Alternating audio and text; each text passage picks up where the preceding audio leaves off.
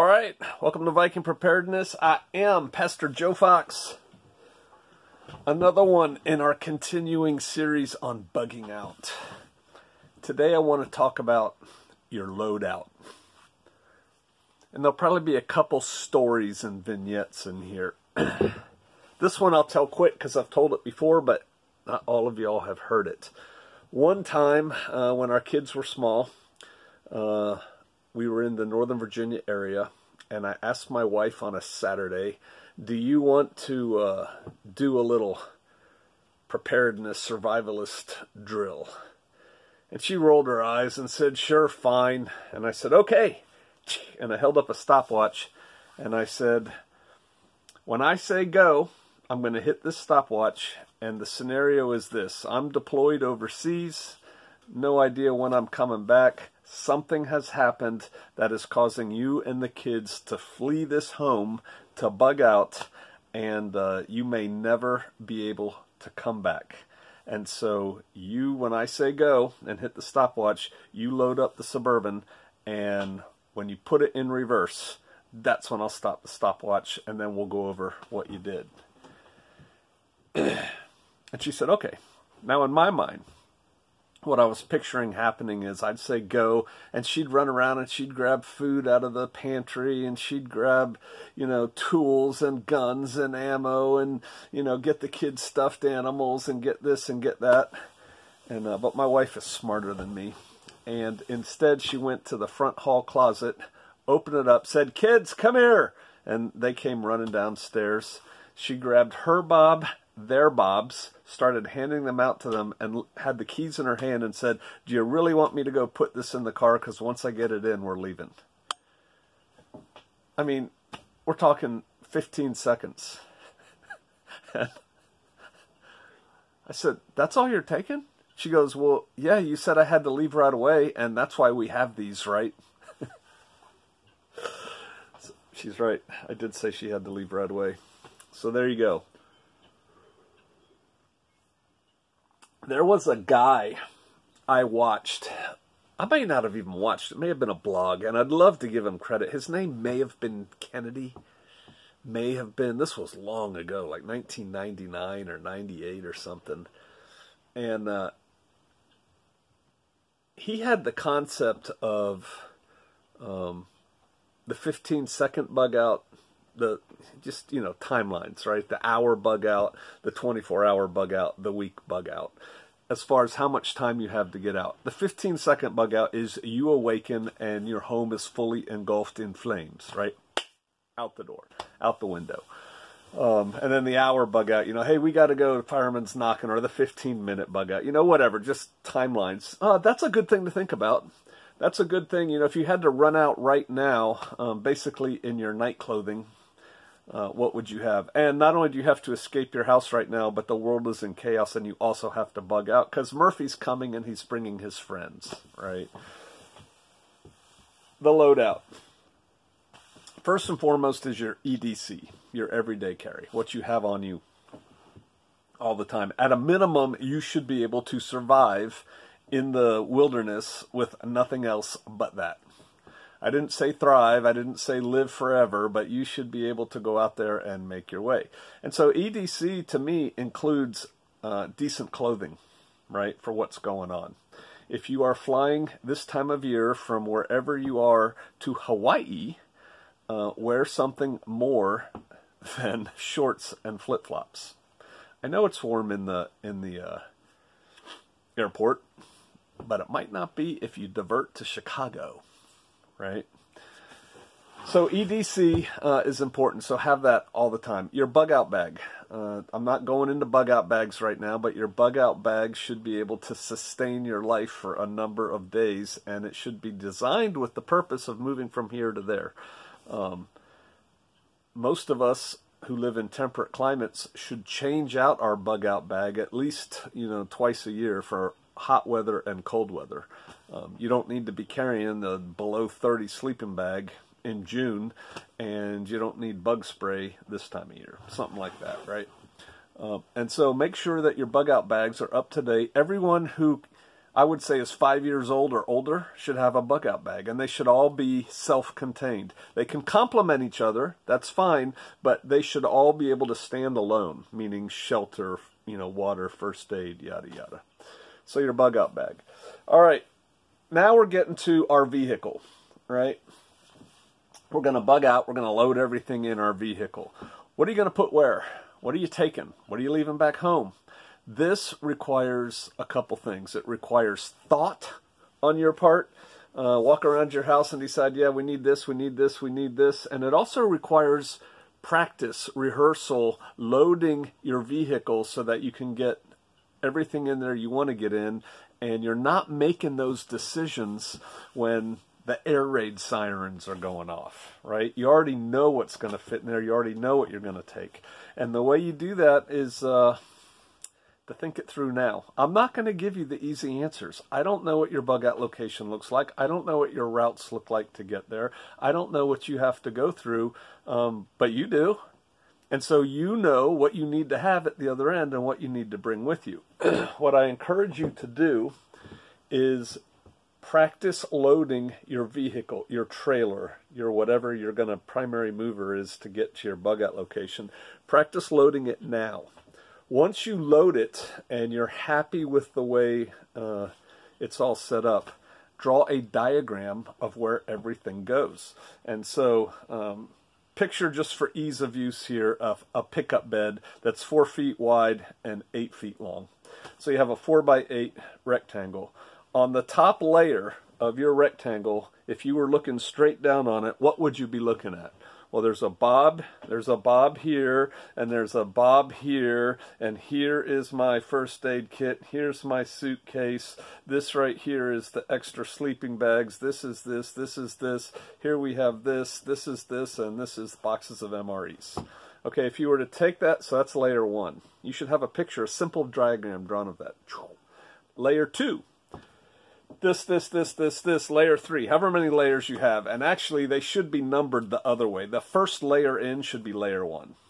Second layer in is layer 2. Now, these things should be stored in your storage bay, in your garage, or whatever, so that when it's time to do the floor of the pickup truck with stuff, let's say that's MREs and ammo cans, they're right here, so I can go ammo cans in. Okay, next layer is rucksacks. Okay, rucksacks are hanging on the wall. They go here, but it should be that quick. I designed a barn that I could drive into at a place we used to live, from which we had plans to bug out. And I had shelving on 3 sides once you backed a truck in. And it was big enough that we could back a truck in and open the doors and close the barn door, garage door if we wanted to. And I loaded everything in those shelves that was going in my vehicle if we had to bug out. And so I knew I could just back it in there even if it was pouring rain, and we could go close the doors, let's go. Ambulance doors on the back.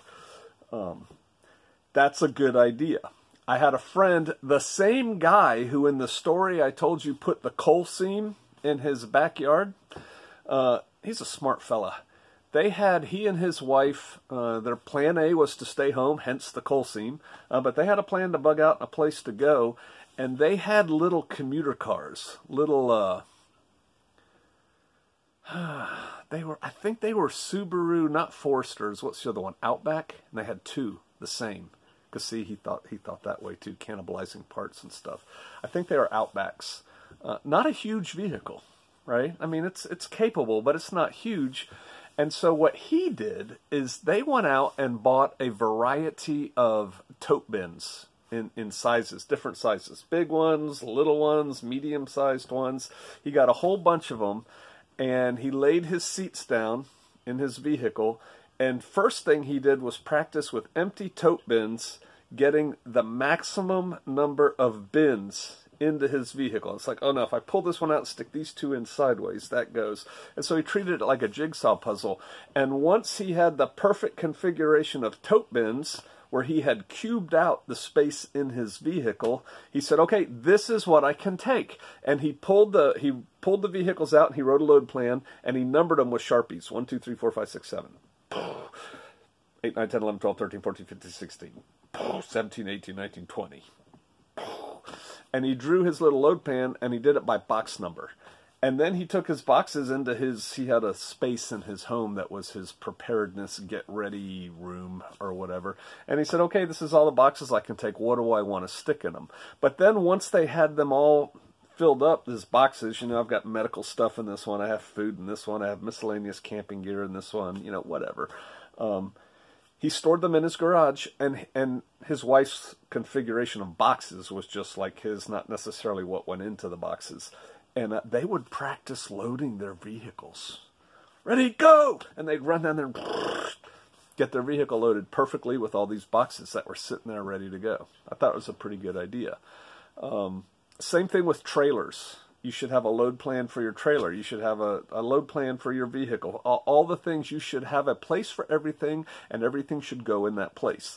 And again, like everything else, you want to do this now while you're well fed and well rested and not under stress, or it's just going to be a hot mess trying to get out of there, ramming stuff in. We don't have time for that. Let's go.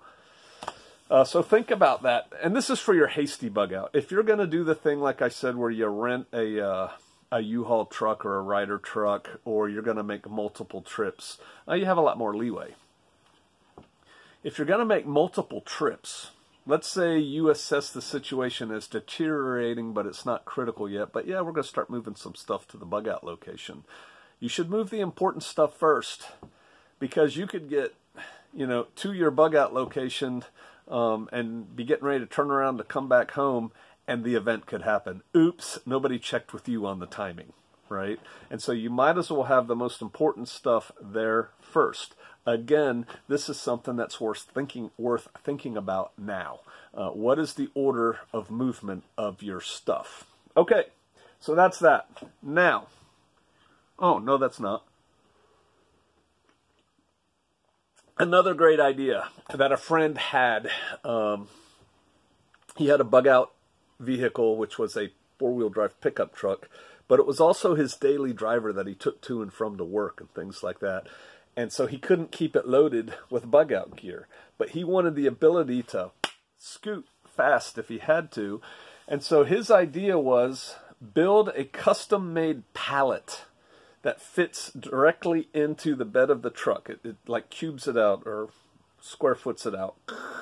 And then he mounted 4 huge eye bolts in each corner of this pallet, and he packed his pallet with bug out supplies, put a net over it, and fastened the net down.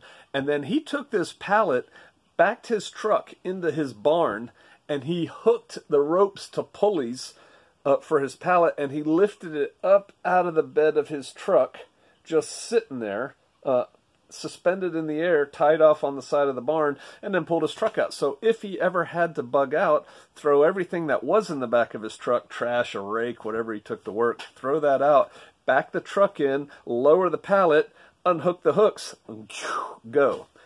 Your bug out vehicle would be loaded in like 3 minutes. I thought that was a great idea.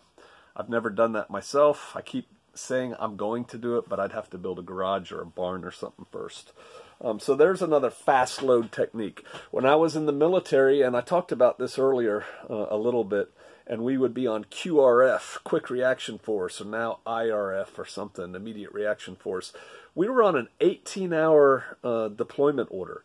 At any time when they say, go, 18 hours we had to be wheels up, meaning everything loaded in an airplane flying to the other part of the world to visit death and destruction on our enemies. This is no time to be running around looking for your rucksack. No time to be packing your rucksack. No time to be thinking, do we need to take toilet paper? Oh, what about... No. All of that was done early, and everything was sitting out in front of our battalion outside on these 96-inch tall pallets that were, they had plastic bags over them and netting and stuff, but they could be picked up by a forklift, taken to the airfield, loaded on an airplane, and we go. And our rucksacks had to be packed and ready to go. And really the only things we had to grab when it was time to go was our weapons out of the arms room. Let's go.